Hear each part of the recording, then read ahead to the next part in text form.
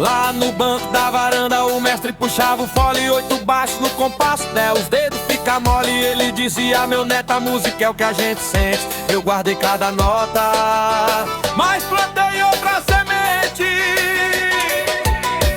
Peguei aquela toada e joguei no meu teclado.